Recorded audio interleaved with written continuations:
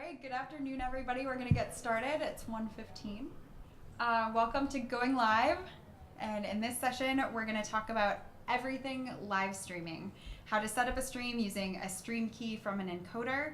And then we'll set up an actual Facebook live stream so you guys can see that process from start all the way through. And then we'll be discussing our favorite live streaming programming. And we'll share examples of when things go wrong, so hopefully you don't make the same mistakes as us. And then we'll share tips and tricks for how to make sure that things go right.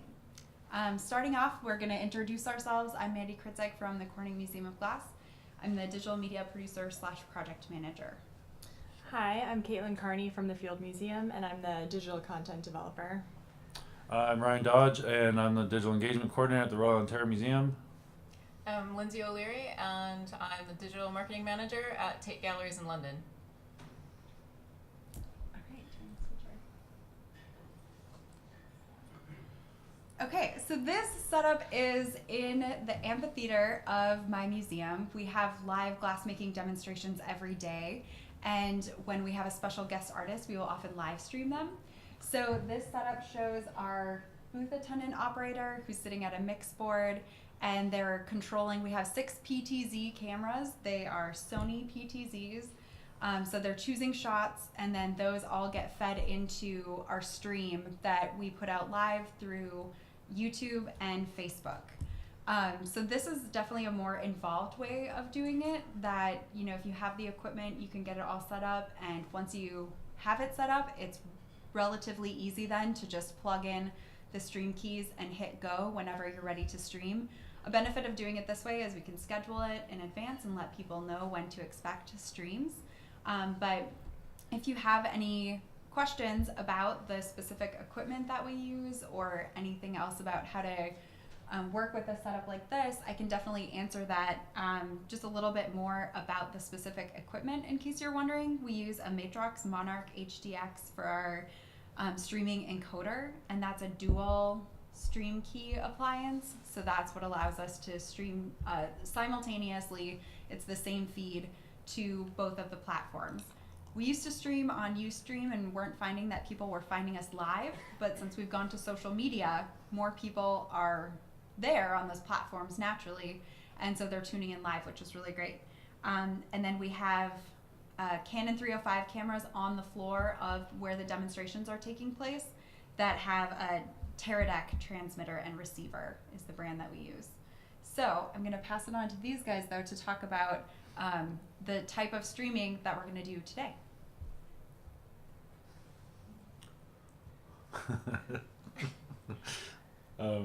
So, unlike Mandy, the rest of us don't have a fancy booth with all of those amazing cameras and tech tools. So at the ROM, we're pretty low cost team. We run all of our lives off a couple of phones. We recently, very exciting, got a gimbal, which was amazing. We're still trying to figure out how to use it properly, so that's fun. You know, a lot of those gimbals, you really need to take some time and learn how to use them and how to connect them to your phones and everything. We have been playing around with different setups all over the museum, and sometimes the lighting's not great, so we have to improvise.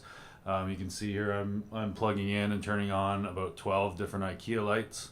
That we were in a classroom, and the classroom is a little bit dark, so they bought them for the classroom to light students' desks, so we just repurposed them on a cart for some extra lighting. And then before, the middle picture is one of our tripods crapped out right before live, so I had to use a garbage can to make it level, which was pretty fun. But the whole point here is that you don't need a lot of fancy tools to go live. You don't need to wait for all of the perfect tech. You can do pretty engaging things with just your phone and some great content. So Yeah, and that third picture is Tate, and we do the exact same thing. Super low tech, just an iPhone, sometimes with a little handle and a light and a mic. Sometimes it's just an iPhone. So for going live, how hard can it be? Really? Why not go live right now? Let's do it. Yeah. So this is it. Do you want? Yeah, Try it so on we'll see if this works. Bear with us. We're gonna try to just screencast it. Oh, sorry, it's on this side.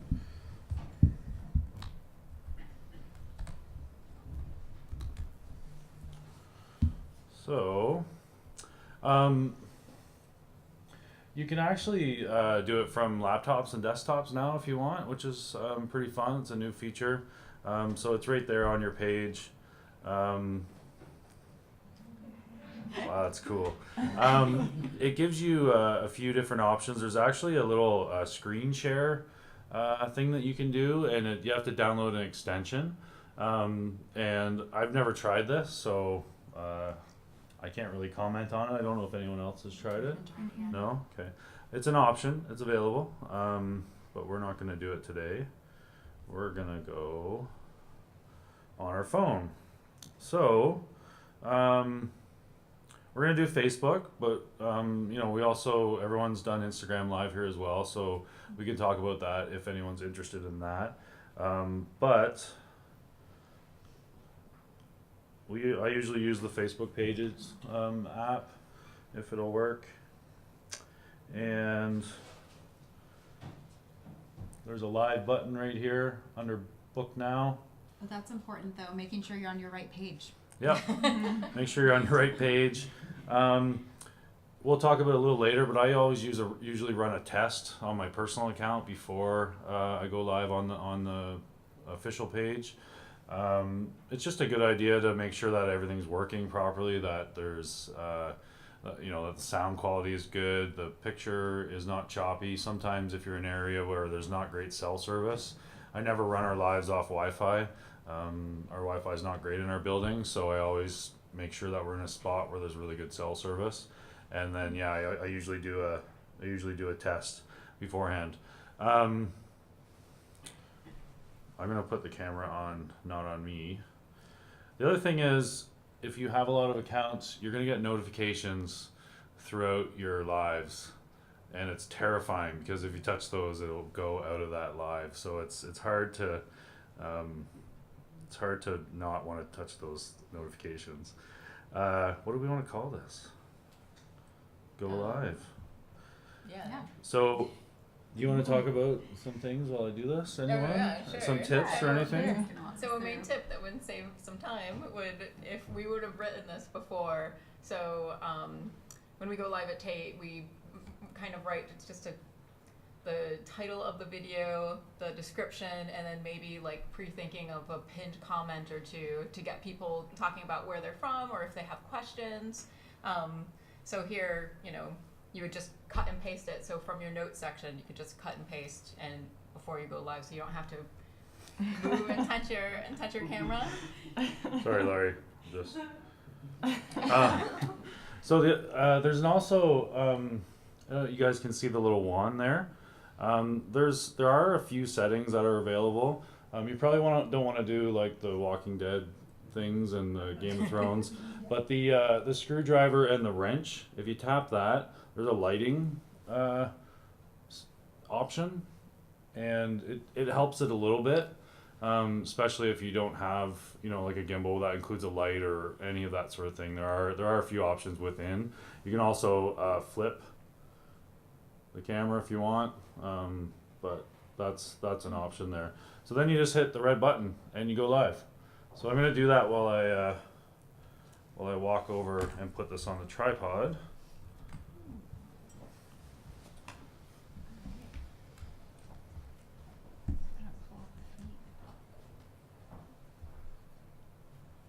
See for the viewers. Yeah.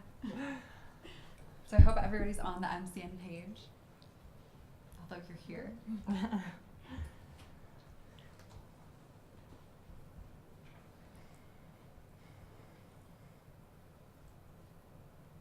So yep, just writing your copy and cutting and pasting it, head to your page, tap on live, paste the copy, and then tap start.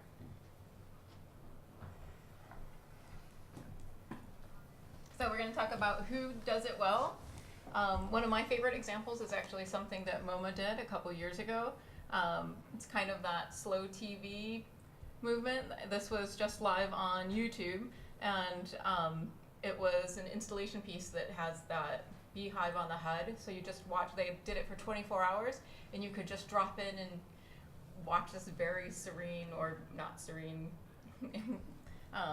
view of this video. And I thought it was just really, really clever because it's silent. It doesn't have any narrative. It's calming. It's kind of opposite of what the internet is now. And NHM. I really like what NHM is doing in London. They've actually there's an API in Facebook that allows you to get a little more in depth with your Facebook Lives. They have a minute intro video at the start of each of their Facebook Lives. They also use multiple cameras. It's a really sort of high tech, fancy setup. But I think it works really well. It looks like a TV show, and I think they do a really good job with it. We found that it's a good idea to stall for 15 seconds or so when you're starting your lives to give people, they get a notification on your phone if they follow your page, but it's good to give people a chance to show up. So a few lives that we've done recently, we've had our curatorial staff sort of walk into the video, or we focus down on an object for the first 15 seconds and then zoom back out to show the person who's talking, and just sort of, with the practice over time, you get to, you try out new things and get to learn what works for you and your audience. Someone said they were mad. So what you can't see is I've got the live going on my computer, and so we can follow along if you guys want to ask any questions there. If you're on the page, you can do that as well. This is my shameless self-plug for our own guest artist demos. And what I really like about these that I think works really well is we took something that we were doing at the museum that was already in a public happening as a live event format and then just streamed it to more people, which fits in really well with the mission of our museum, which is to get people to understand more about glassmaking and get interested, ask some questions.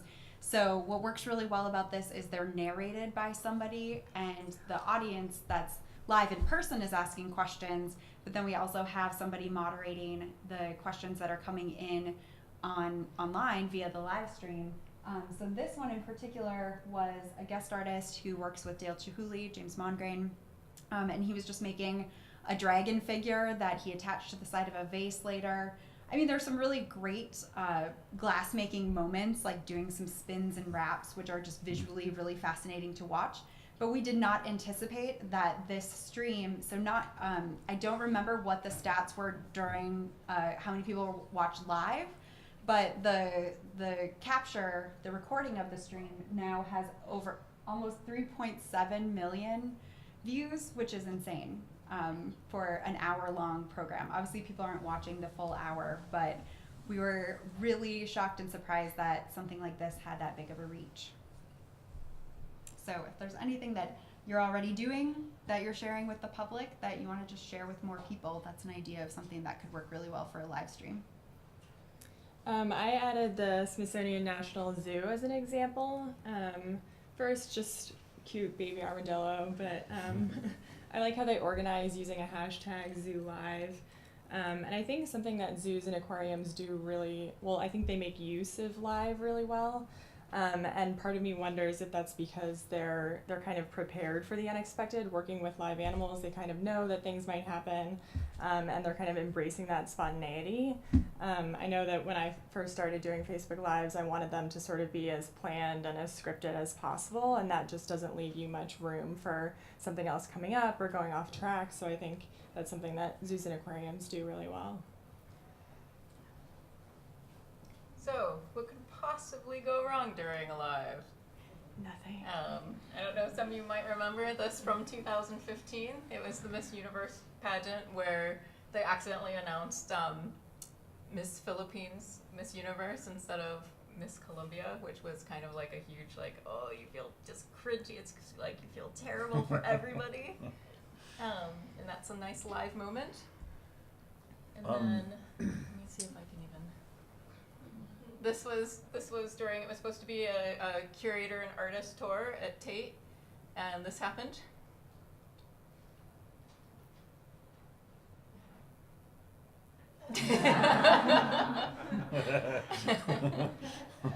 And we still have this on our Facebook page because we're like, oh, can people really? I mean, you can tell what she says, but Yeah.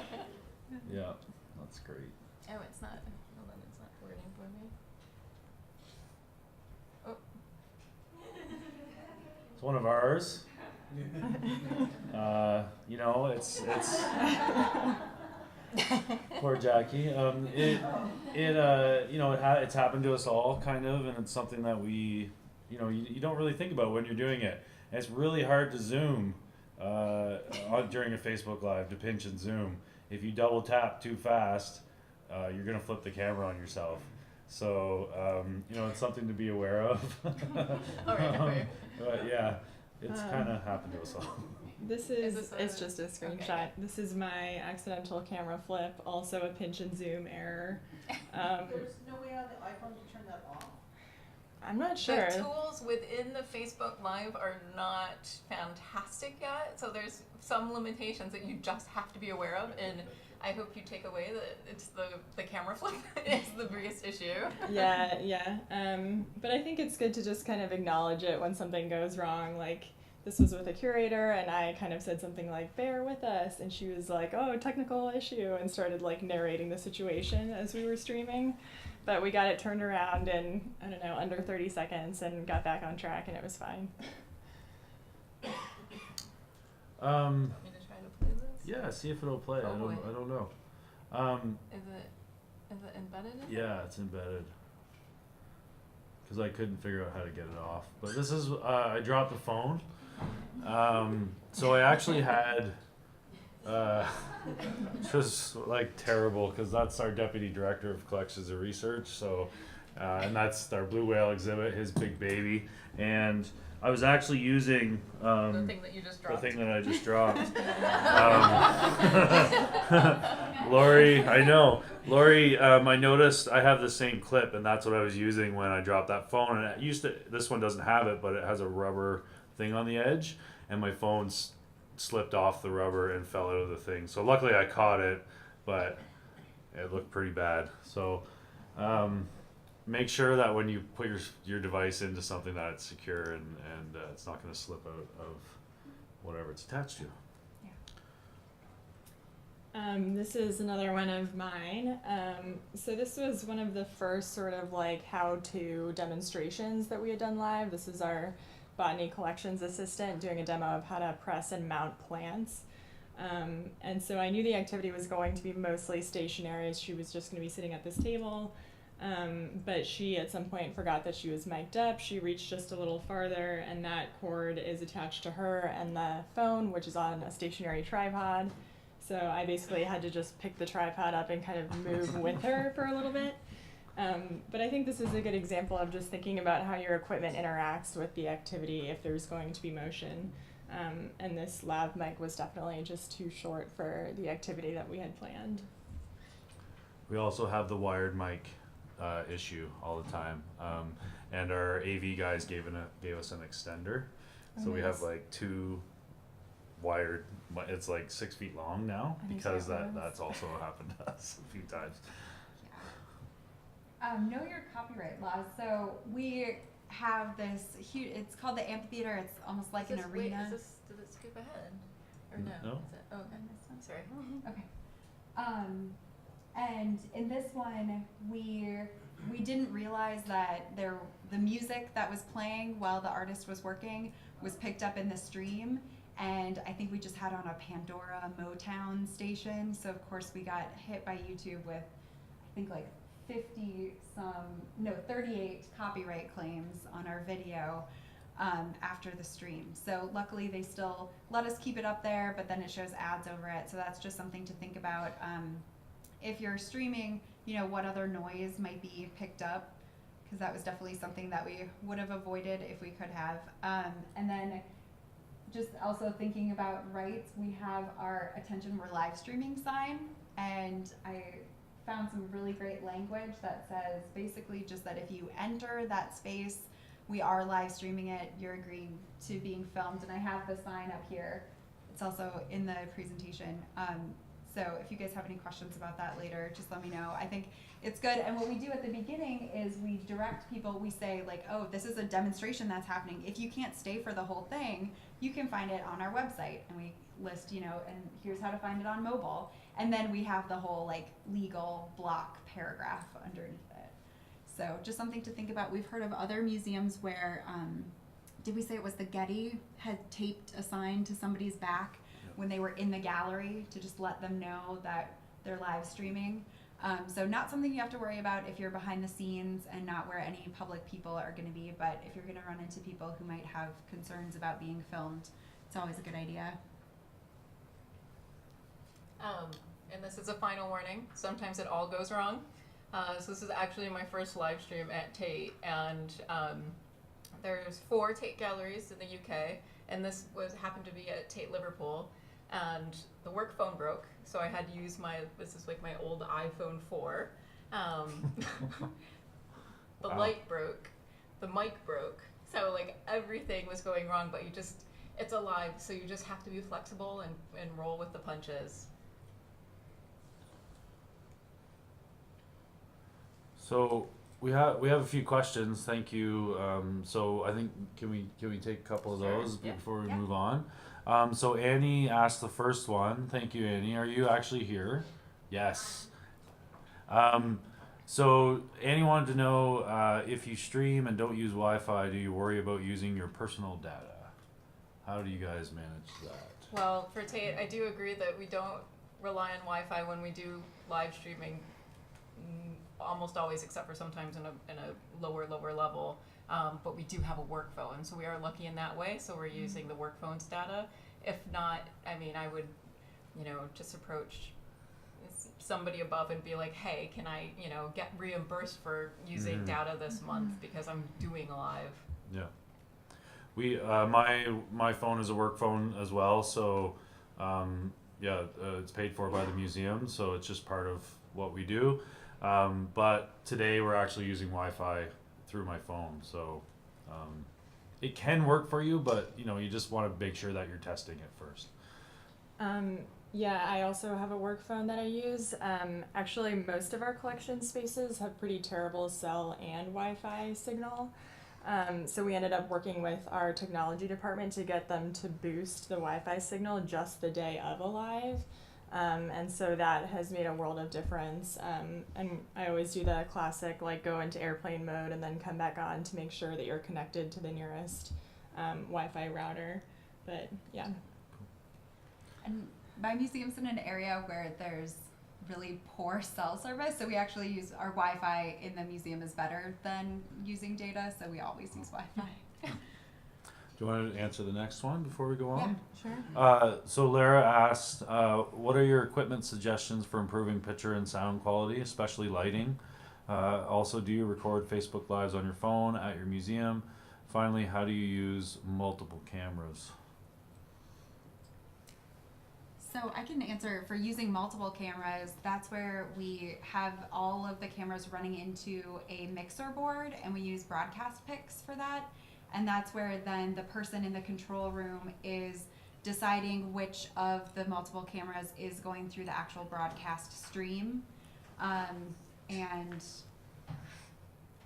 Yeah. that's as technical as I'm going to get here, but if you want to know more information, let me know. I'm Laura. Basically, I met the Detroit Institute of Arts. I've done a bunch of Facebook Lives, but it's like I want to take it to the next level and make it look more like almost like a TV production. Yep. Problems with a team of one, so, and a lot of times our galleries are dimly lit, or if I'm following a curator, it's hard to hear them. So mics especially are something I'm curious about because I haven't been able to find one that connects to my phone that's also mobile. Yeah. We have a little. Did we use that picture later on with like all the stuff that we have? We bought a little Rode directional mic. It's about this big, and it seems to work for everyone else, but it doesn't work on my phone for some reason. It gets really scratchy. I'm not sure why, but there are small directional mics. I think it was about $100, so not terribly expensive, but you know, it's an investment if you want to go that route. Those Um, plug into your phone. It plugs into your phone, yeah.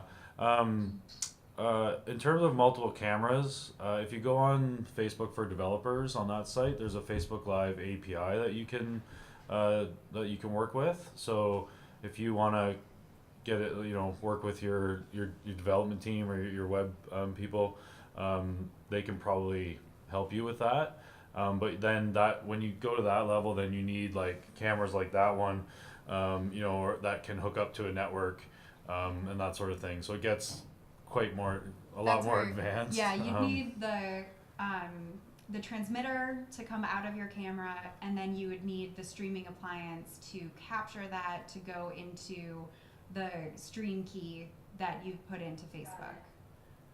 Yeah, that's Yeah. something I'll definitely work with my AV team on. Yeah, and it's not, I mean, I feel like it's not that complicated because it's the way that we got started doing it initially. But there is a lot of equipment to purchase up front. Do the majority of you in your museums use equipment like that, or are you using your phone? Phone. Really? Yeah. Yeah. I'm also a team of one right now, and we have kind of like triaged the pieces of equipment that we want to invest in, like in what order. Yeah. And we kind of decided that for our purposes, a stabilizer was kind of the first priority. So we just got one of those recently, and it has totally changed the game for us. I think just because I've wanted to do like walking collections tours, which I'll show a clip of later. And we typically are in collection spaces where the lighting is pretty much, it's serviceable for our purposes.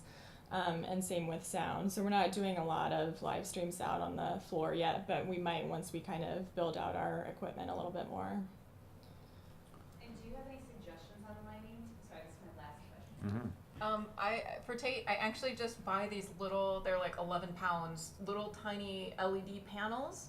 And they're really, really cheap. I have 2 of them, so if it's a really dark gallery, which absolutely happens because you saw that one where the lighting's broke, that I just mount it on, I can show you the piece of equipment. I showed it a little bit earlier in the presentation. That's just kind of the C mount, which was also very cheap, like 20 quid. And it's just these 2 little panels of LED lights on either side, enough to illuminate the artwork or the person's face. So it's a really, like, I think that's a nice, quick, really effective, cheap way to light something. And again, like either the Rode mic, video Rode mic, or the micro Rode mic are, I think, the usually pretty good sound. Sound is tricky. Sound is really tricky because it always seems to go wrong at the worst time. Thank you. John wants to know, why not record and post later? What's the advantage you see of being live? Good question, John. Yeah. John asked it, but he's asking it right now, and we're answering it right now. I think that's the perfect example of like why we do lives, is because you can immediately get feedback from the audience and be like, I have this question, please answer it.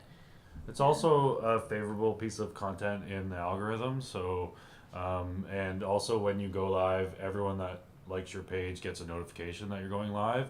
Whereas if you just post a video, chances are they're not gonna see it unless they go to your page regularly. There's that side of things that's more valuable. Yes, Amy? I wonder if you could talk a little bit about Instagram. Sure. Yeah. I mean, if you're talking about that later. I don't know. Are we? Yeah, I mean, I do have like one example. Do it. Yeah, so I love Instagram, and I tend to like doing Instagram lives more than Facebook lives because they're even more informal. And it really depends on your audience how you want to treat it. So for Tate, we have a pretty international following, so I really try to make things that are not much narration, because people aren't just going to understand it. Really visual, something a little fun, because it's, for Instagram lives, you could either do it just live during that time and have it disappear from your account, or you can do the live and have it pushed as a story for the next 24 hours. So the longest shelf life of any Instagram live is 24 hours, which I love, because it's like, you're like, what mistake? Everything went great. But it's also, I mean, it's another thing where you can just, you can get instant feedback. Like if somebody wants to see something, they're like, oh wait, take more time on this artwork, you can do it right in the moment. Tend to do lives that are between 10 and 25 minutes. So depending on, what organization you're at, something that's really visual.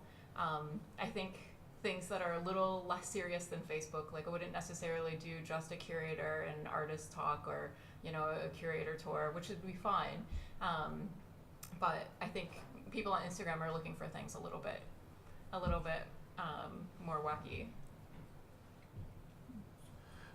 We try to do, if we have enough phones, we try to do an Instagram live as we're doing a Facebook live, which is kind of fun.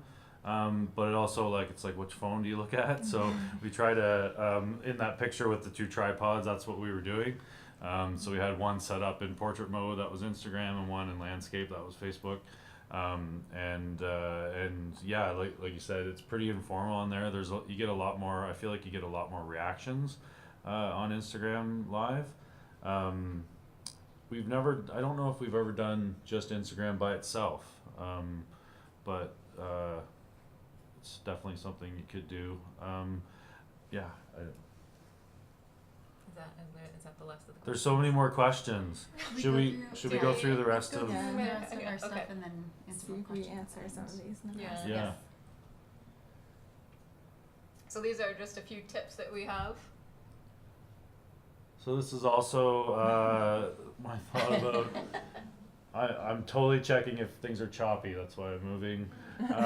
But this is a test that I run on my personal account before I always go live on our page. And, it's just complete nonsense. I'm just, checking the camera flip works. That's Dr. Dave. We do Fossil Fridays every Friday at 11:30.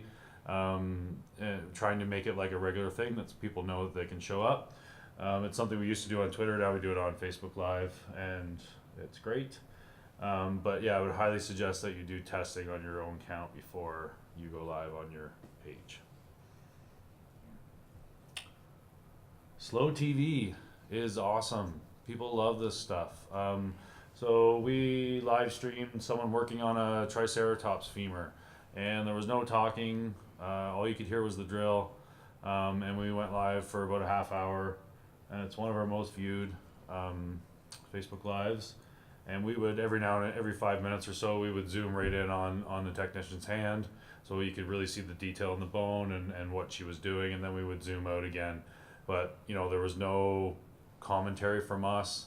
People were typing in like, "Oh, this is so cool! This is awesome." They would ask what bone it was, and we would tell them what was going on. But there was no dialogue in the video whatsoever. So I think someone mentioned it before, but don't be afraid to experiment with different types of content within your lives. We got the idea, it was National Fry Day one day, and McDonald's live streamed their fry station at one of their locations for like 2 hours or something, and it got millions and millions and millions of views. So we were like, oh my god, we got to try that.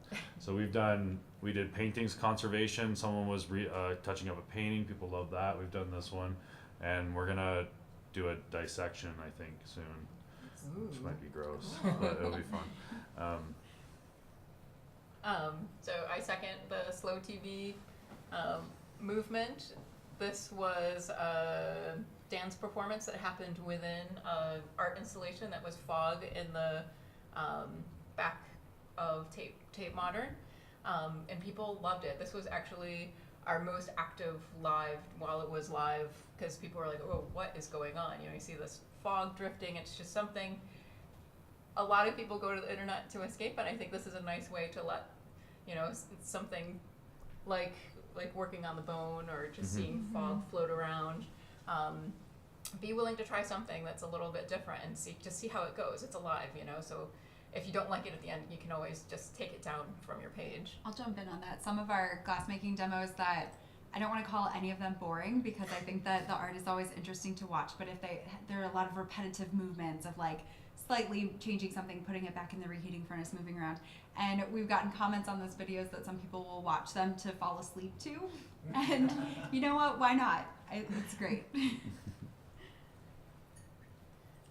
So this is the most recent Instagram live we did at Tate, and we did a torchlit tour of Tate Britain at night. So what we did is we just had a couple of torches and walked around the gallery at night. We begged the security guys to turn off all the lights in the galleries, and made, a coworker had this wonderful list of the creepiest artwork we had in the gallery.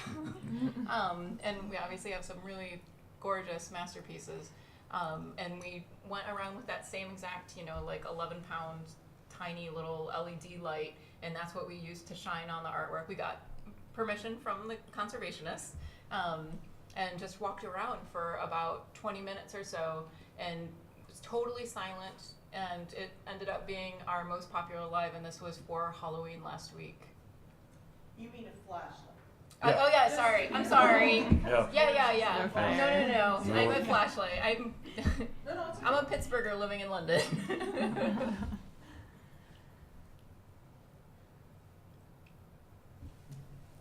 Oh, it was me. Sorry. Just read the mail sometimes. We get interesting things that come in all the time, and people love unboxing videos. So this is our most viewed ever. It's just Max reading the mail. He's one of our in our Far Eastern Library, one of our librarians, and he got a really cool rare book a few months ago.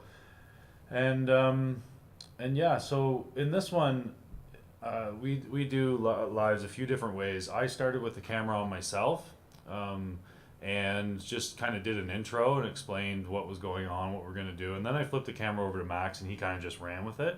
But I did that so that I could read the questions out that were coming in, and people would know who that voice was behind the camera, rather than just trying to make signs at him or something so that he would know that there's a question. And I think it works fairly well when you only have one person, and people were really, really interested. It was like they got to see something for the very first time as the curator or the librarian was seeing it for the very first time, so they're kind of together in that moment. So yeah, I can't say enough about unboxing videos. If you have the opportunity, it's a good tactic.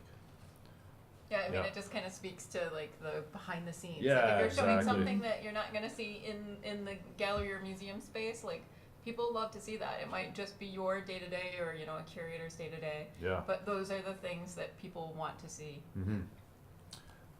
Emily.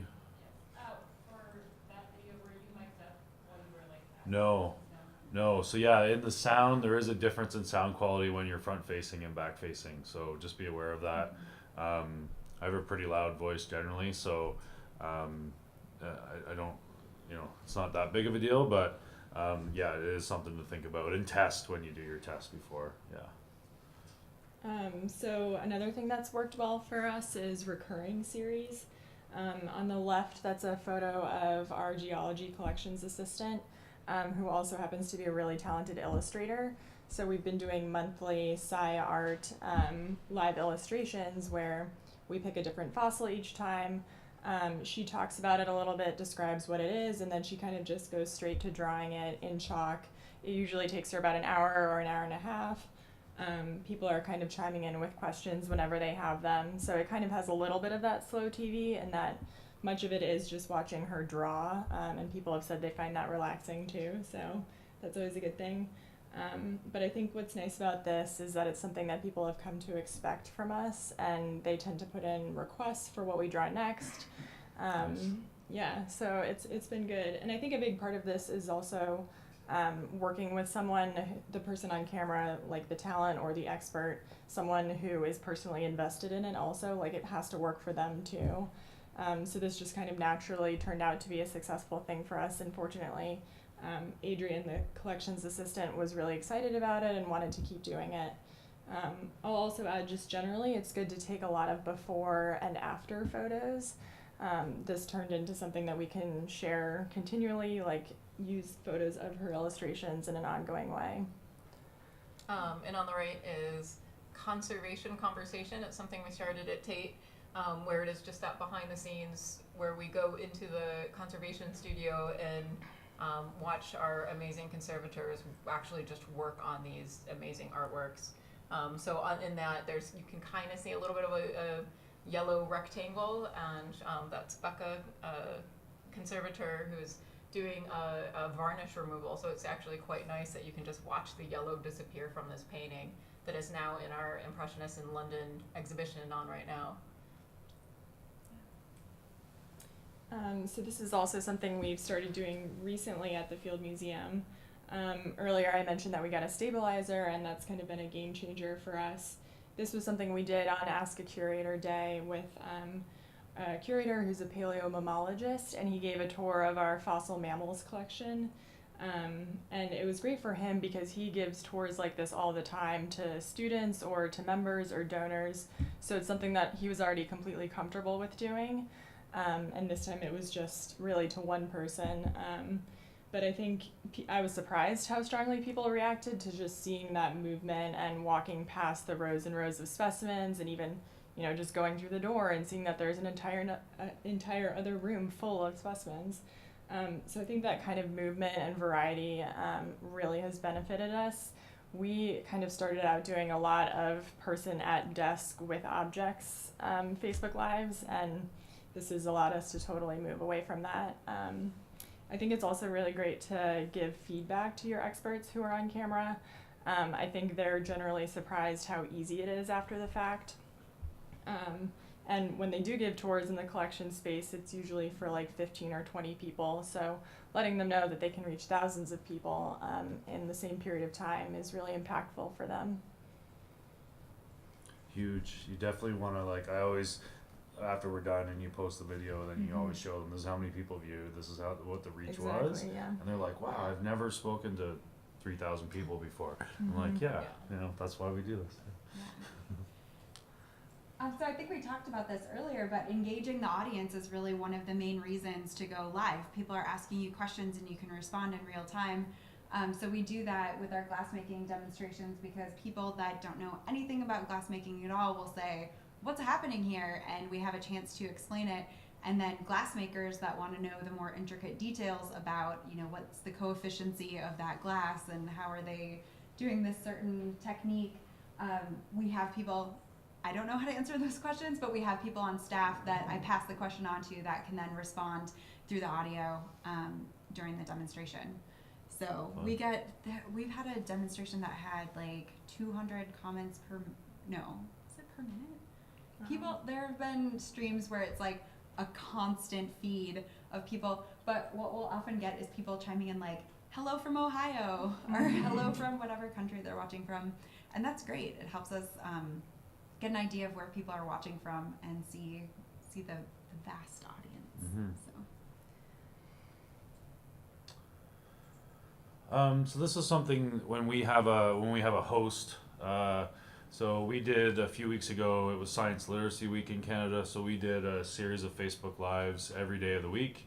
And Dr. Marianne Mader on the right there, who's just an amazing person. She tried out to be an astronaut. She's just such a great person to have on staff. And also Catherine Donnell, who's our gemologist. They did a great one, and Marianne is actually holding the phone. And she goes to the ROM's Facebook page and opens up the live stream so that she can read questions as they come in on her phone. And she explains that as part of her intro and prompts people to ask those questions. And she basically explains why she has a phone in her hand. And so she doesn't do it all the time, but she's a really great host, and she'll ask a question that takes the curator or whoever we're speaking to long enough to answer, so that she can kind of step off screen a little bit, and then look at her phone to see if there's any questions, and then she'll step back on, or when we focus in on an object, she'll check then, so she's not just standing there on camera going like this, which you might not want to do. But also, if you prompt people to ask questions, it's a good idea to check in periodically and answer those questions. And like we're doing here too, if you have this set up, you can have someone in another part of the building on their desktop or a laptop responding to questions, typing in responses and things like that. At Tate, we literally just use a whiteboard and we write the question really big. So we're like, oh yeah, that's a really good question. Other people might want to know it. So we just like scribble it down as quickly as we can and show it to the curator, the person on camera, so they can read it, and they don't have to have the phone. So it's multiple ways to do it. Mm-hmm. Oh, and then incorporating viewer feedback. So we have a couple of different series that we'll do, and people are not afraid to share with us their opinions on how we could improve it or what they really like. And so we make sure to incorporate that. One of them was that since these are glass making demonstrations, glass has to anneal in an oven overnight after it's made. So oftentimes the stream will end with people have been watching this piece of art being made for an hour, and then it goes into a big black box and the stream ends. And I know all of us love to watch cooking shows, and that's my analogy, is that, wait, that's not how it should end. So the number one feedback that we got when we started doing these streams was, wait, but what does it look like after it comes out of the oven? So what we do is we actually go and film that piece, and we'll add it onto the video, and then we re-upload it with the shot of the object out of the annealer at the end, so that way people can see the full process. So that was feedback that we incorporated, as well as a lot of the times what the people in the live audience will see is not exactly what our cameras are focusing on. If something really interesting is happening with the glass making, but maybe people in the audience are being shown something physically. So we have feedback from people that's like, oh, you need to show us, the online audience, what you're showing the people in the physical audience as well. So that's something that we're always working on, because there's always a lot happening. So we're trying to figure out the best way to show and get people to see what they should be seeing during the stream. So you guys have put in a lot of questions in here. This is awesome. Sometimes it's hard to figure out when during your live stream you're going to answer all these questions. Sometimes it's nice to try to do it as they come in, but obviously it kind of breaks up the flow of your live. So I mean, it's up to you, and you need to figure out what works for you and your audience. But let's just go through a couple. I'm going to scroll down here. Hillary Morgan, you had one about mics and stuff. Did we answer that? Kind of. Just a tiny detail of if you're using one that's plugged into your phone, how do you deal with that messing with your gimbal? Yeah. Or do you use wireless? So- Any recommendations of how that's working for you would be great. It's tough with a gimbal. I haven't used. What I would do is use the micro Rode mic. And there is a video I found online that I'm probably gonna like enact in the next month. Is that they take that tiny little mic and mount it to the side of the gimbal mount, Okay. and then just I think they had like a zip tie like that connects it to the base so it doesn't move too much. Because if it moves too much, then I don't know if anybody knows. Like when you use a gimbal and you move too quickly, it's like it freaks out and kind of like shakes a lot before it finds its balance again.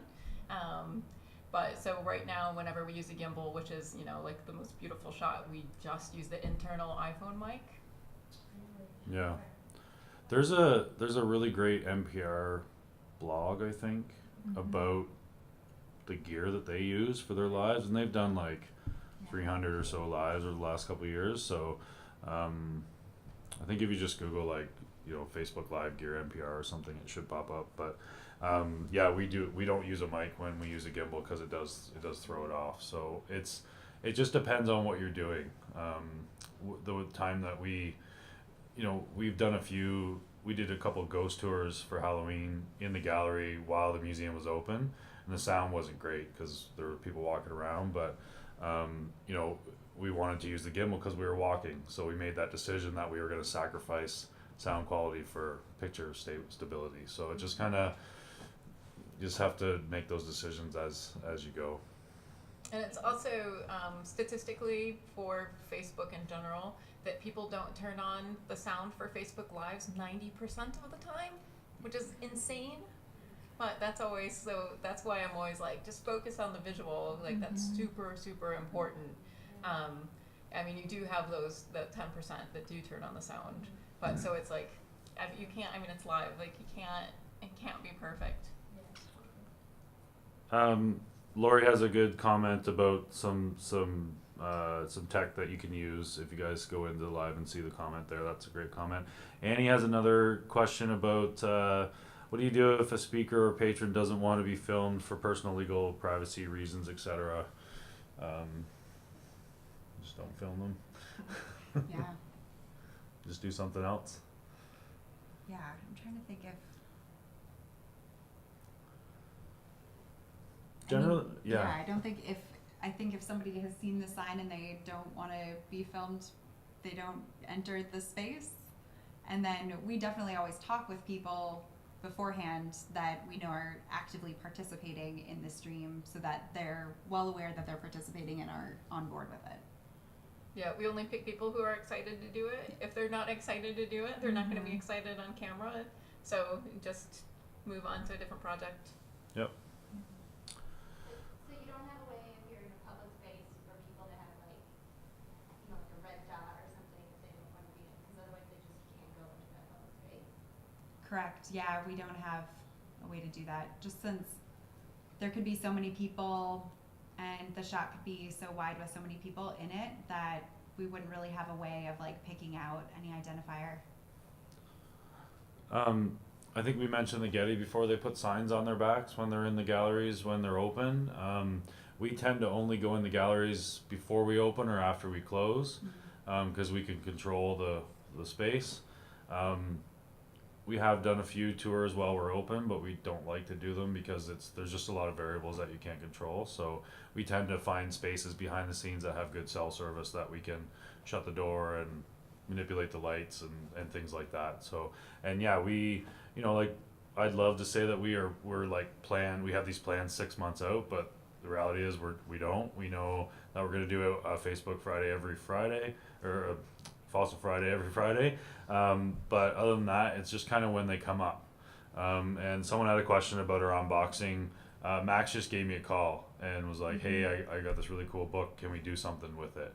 So we spent a good deal of time teaching people why being active on social is important. And so now, people are already thinking about that in terms of their work, which is awesome. But sometimes we do have to approach people and say, hey, we have an idea for this.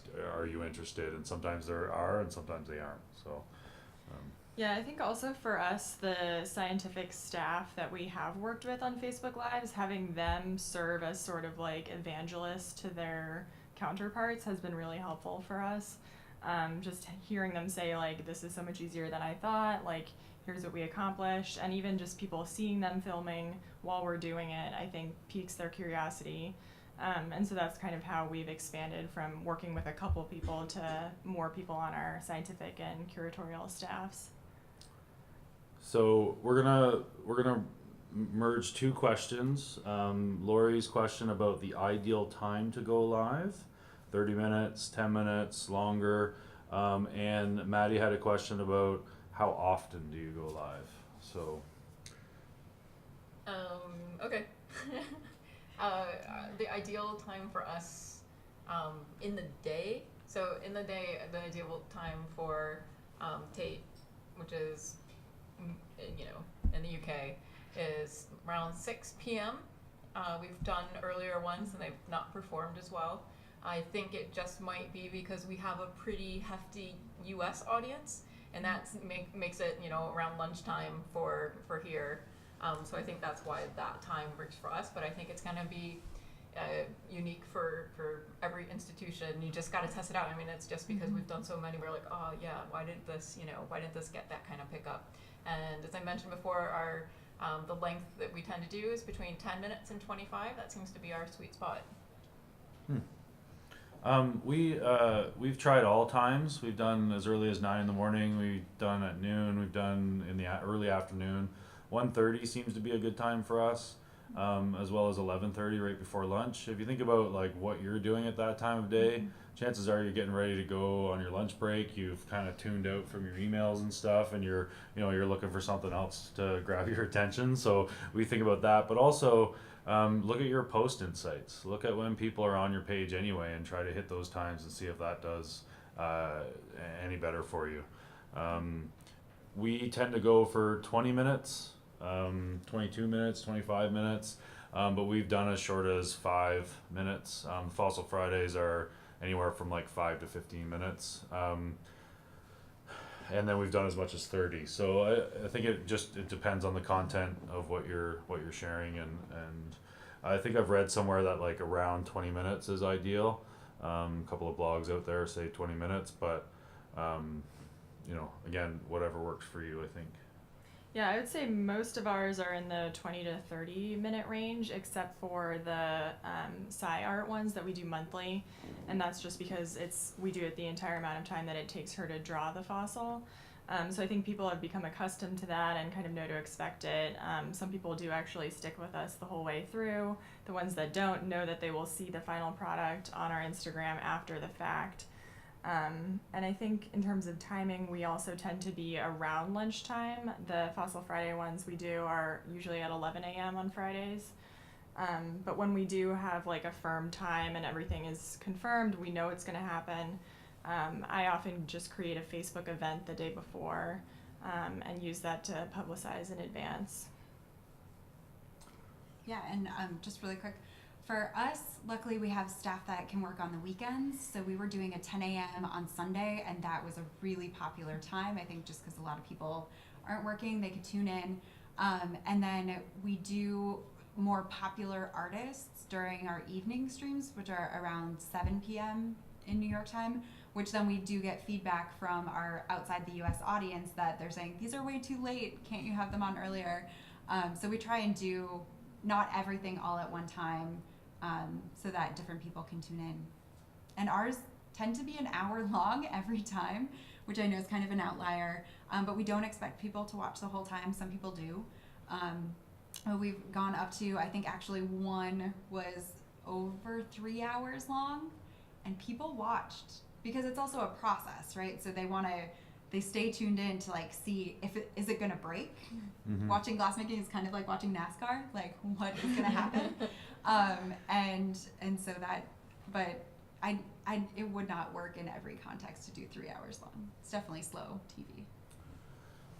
John's got a question about inappropriate comments. How do you deal with them, and do you ever delete material after being live? I can answer this one because we stream on YouTube. We get a lot of inappropriate comments. I don't know if you guys use that, but I feel like that's where the angry people hang out, is on YouTube.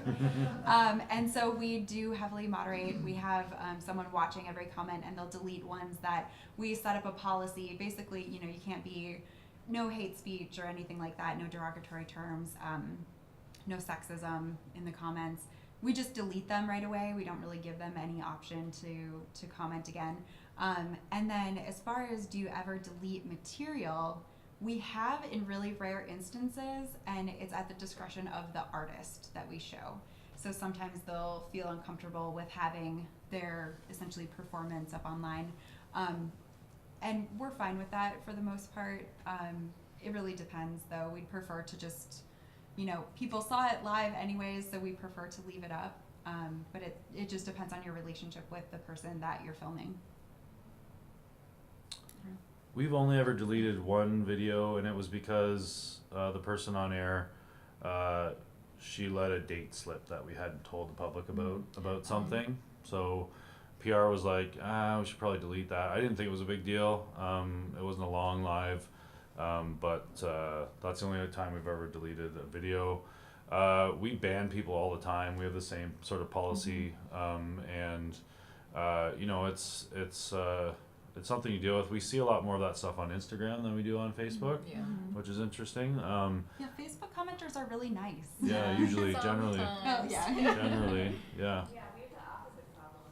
Huh. Oh, no. Our Facebook audience is much more, there's more trolls, and they seem to be more hateful than our Instagram. Oh, no. I would agree with that. Okay. Huh. Interesting. At the Frick in New York. Yeah. I think our Facebook, it is like, that's where everybody feels the need to get all their stuff on like things that have nothing to do with what they're doing. Right. Yeah, I think we can agree that it happens for everybody, and just delete it. I think we need to be not afraid to to ban people and delete people, and have a strong policy like that says we're not going to put up with harassment in any way. You know, I don't know. Yeah, I mean Just that's my what opinion. I don't know. if it's an opinion about something like, oh, I really hate this ugly painting, we do leave it up, Yeah. and somebody else usually comes in and they're like, why would you hate this masterpiece? You know, so like kind of creates like a dialogue within the community. But yeah, absolutely. If it's, you know, we're 100% anti-hate, and so anything like that, any harassment, we immediately delete that. We only have, we're done actually. We had Lindsay, I think we answered your question about how we get people involved. Yeah. Lara, do you host live segments yourself?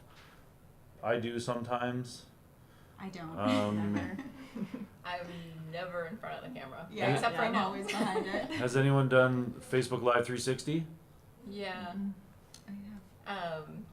We did a series for Maddie. of 6 of them. I wasn't on that team actually. We let our film crew have very lucky. We have a film crew and a film department at or video. At Tate. So they actually handled that and brought in somebody with the special equipment to do it. I have done the parts of like setting the viewpoints and everything. So if somebody has more questions about that, feel free to just get in contact with me. And one last one, Rachel asked, any tips for encouraging reluctant/nervous colleagues in other departments that should give the platform a try to share their work? I always tell people that they're talking to me. Forget about the camera.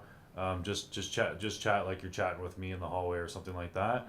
And then I also, after they're done, I always show them the analytics, how many people they've reached and how many views they've had, because it hits home that how valuable a tool it is for them. So sometimes that freaks people out because it can be a lot of people, but if you also make them aware that you're really just talking to me, talking to another person, then they seem to calm down a little bit. So.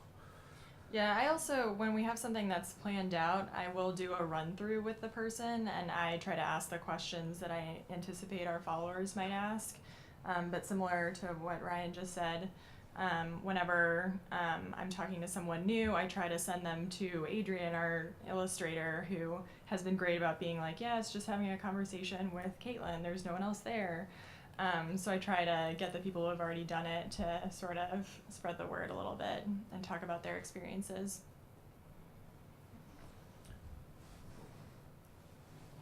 Thanks, everyone. Yeah, thank you. Don't forget to turn off the live stream. Yeah.